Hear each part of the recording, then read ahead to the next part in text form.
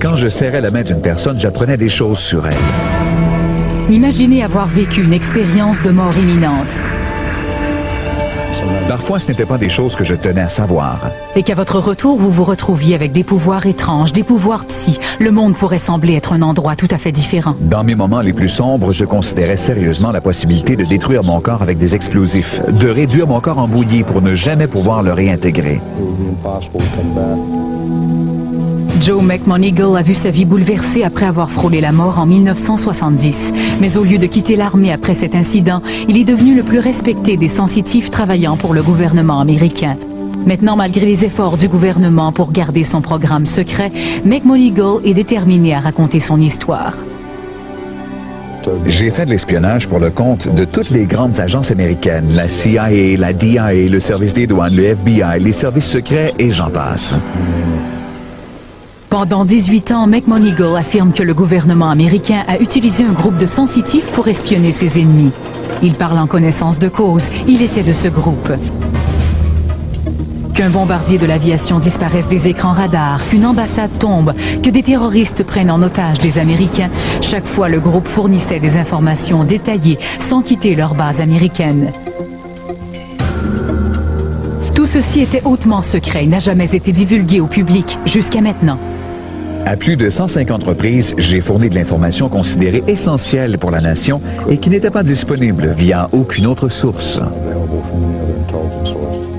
McMoneagle faisait partie d'un projet gouvernemental nommé Stargate. Dale Graff était alors physicien pour le département de la Défense avant de devenir chef de l'unité Stargate. À l'époque où cette idée est née, la possibilité de pouvoir décrire des lieux éloignés était très alléchante. On était au milieu de la guerre froide. Pouvions-nous décrire des scènes se produisant en Russie, par exemple? Pouvions-nous prédire quand certains types d'armements seraient développés? McMoneagle en était capable et il l'a fait. Il pouvait s'asseoir et décrire une cible éloignée. Il était constant. Le département de la Défense ne l'a jamais désigné par le terme de sensitif. Il préférait l'expression voyant à distance. C'est possible d'accéder aux filières, aux tiroirs des bureaux, aux locaux, aux édifices et aux aires surveillées d'autres pays. Et ce, à des fins d'espionnage. Pour McMoneagle, un esprit humain entraîné est l'arme ultime en espionnage. Ce qui se passe vraiment, c'est que j'ai l'impression que je regarde dans un endroit spécifique de mon esprit.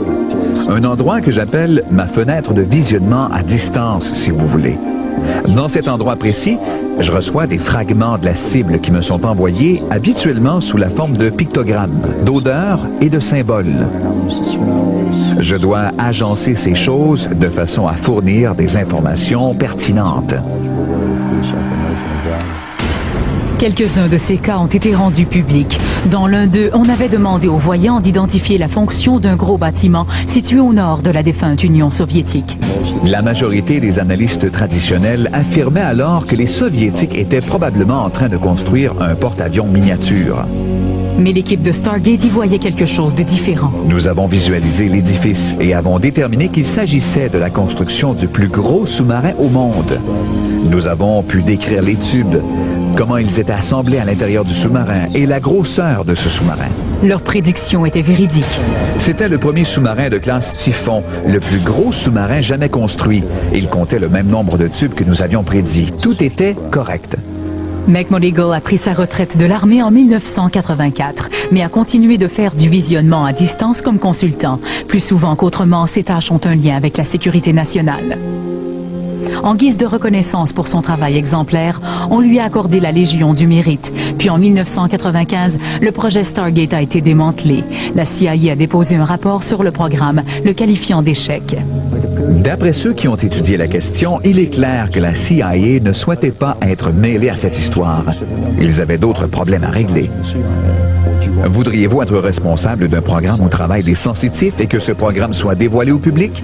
Je crois qu'on a demandé à la CIA de prendre la relève à la direction de Stargate à un moment où elle était extrêmement fragile au plan politique. McMoneagle a écrit un livre sur ses expériences et utilise encore ses habiletés pour les affaires et pour aider les forces de l'ordre. Il travaille aussi avec des agences gouvernementales, ces mêmes agences qui l'ont employé dans le passé. Mais de ses clients, il refuse d'en parler. Il y a beaucoup de gens au gouvernement, des gens pour qui j'ai travaillé dans le passé, qui estiment mes talents. Quant à mon travail pour eux, je ne peux ni confirmer ni nier. Now I can't confirm or deny.